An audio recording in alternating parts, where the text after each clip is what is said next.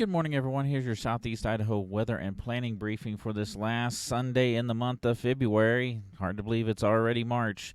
We are watching for some pockets of freezing fog and some low clouds today and again tomorrow on Monday. Maybe a few showers way up north, and we're talking way north, up towards the Montana border, up north towards maybe even Lost Trail Pass. Otherwise, much warmer weather will be returning to central and eastern Idaho as we enter the first week of March. And you can see we continue with northwest flow over us, a few clouds moving overhead, but that ridge out to the west, that will quickly build and shift over us through the day tomorrow.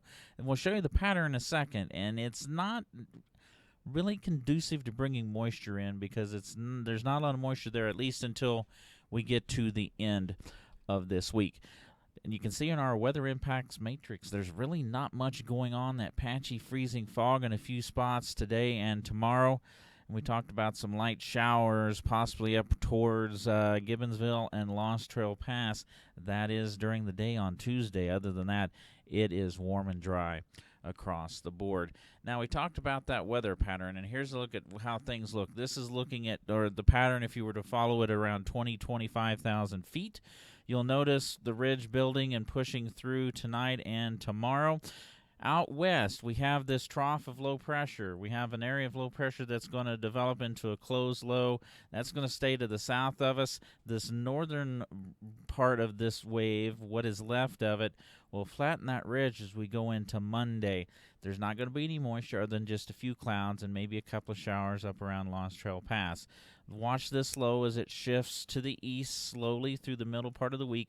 It should stay far enough to the south that maybe all we'll see is a few clouds across areas along the Utah border.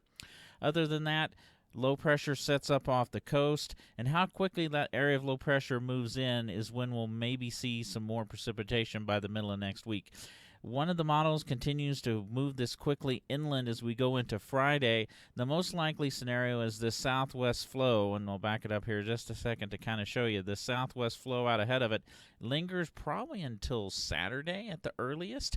So it looks like at this point the most likely scenario, increasing chance of rain and snow showers by Saturday.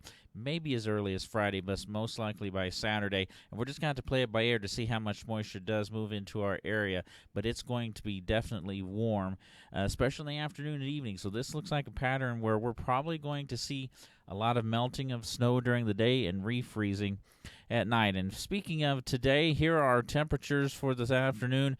Mid to upper 30s for the Magic Valley, back into the Treasure Valley. Chalice right at freezing. Though once you head in the Upper Snake Plain, the Eastern Highlands temperature staying into the teens and 20s. Once you get down towards the Utah border, some areas also pushing into the low to mid 30s this afternoon.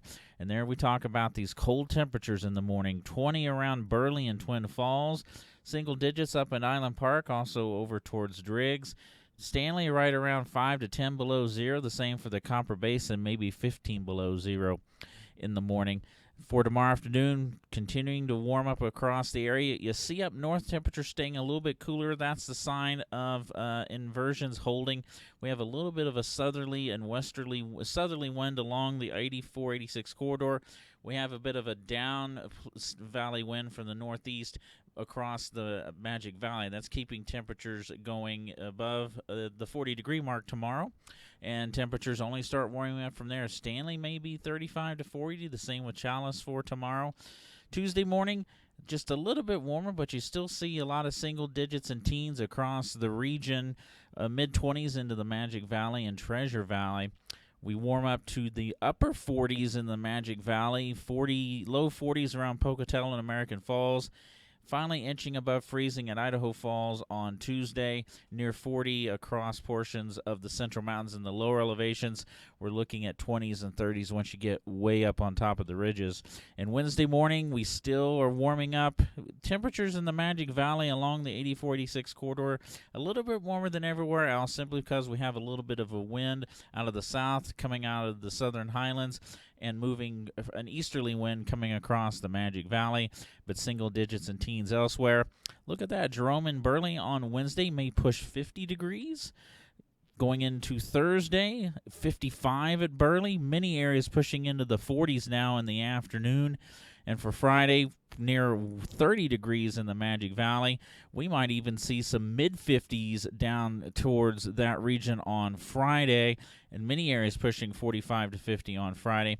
And on Saturday, very similar temperatures as well. But like I said, by Saturday, that's when the most likely chance of seeing an increase in rain and snow showers across the board. Like we said, just for today and tomorrow, a little bit of freezing fog and stratus possible. Otherwise, not much in the way of precipitation headed our direction. Have a great day. Stay safe out there, everyone.